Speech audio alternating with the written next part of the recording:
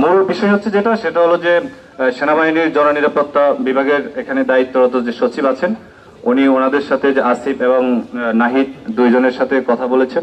Plus হচ্ছে যে উনি আমাদের যে ডক্টর আব্দুল মুহিত স্যার জনপ্রশাসন সংস্কার উপদেষ্টা, ওনার সাথে ফোনে কনভারসেশন করেছেন। উনি যে ব্যাপারটা ওনারা চূড়ান্ত একটা সিদ্ধান্ত নিয়েছেন, সেটা হলো আগামীকালকে আমরা জনপ্রশাসন সংস্কারের সচিবের সাথে আগামীকালকে আমাদের একটা টিম বসবে দাবি বাস্তবায়নের জন্য। প্রথম বিষয় হচ্ছে যে দাবি বাস্তবায়নের জন্য আমরা আগামীকালকে আব্দুল মুহিত স্যারের সাথে, যিনি জনপ্রশাসন সংস্কারের উপদেষ্টা, তার সাথে আগামীকালকে আমাদের একটা টিম বসবে, সাক্ষাৎ করবে আলোচনার জন্য দাবি বাস্তবায়নের জন্য।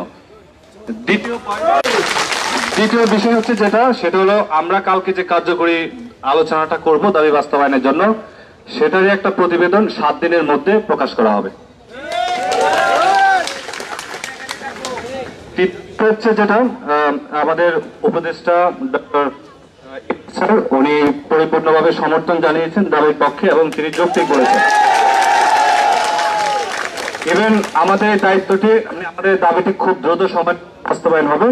আগামীকালকে আমাদের বসার আহ্বান জানিয়েছেন।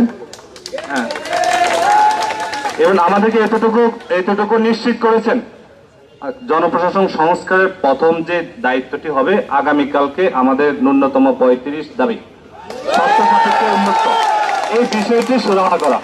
তো আগামীকালকে আমরা বসবো, আমাদের যে দাবি, আপনাদের যে দাবি, সবার দাবি, তো একটাই দাবি, ন্যূনতম 35 শর্ত সাপেক্ষে উন্মুক্ত।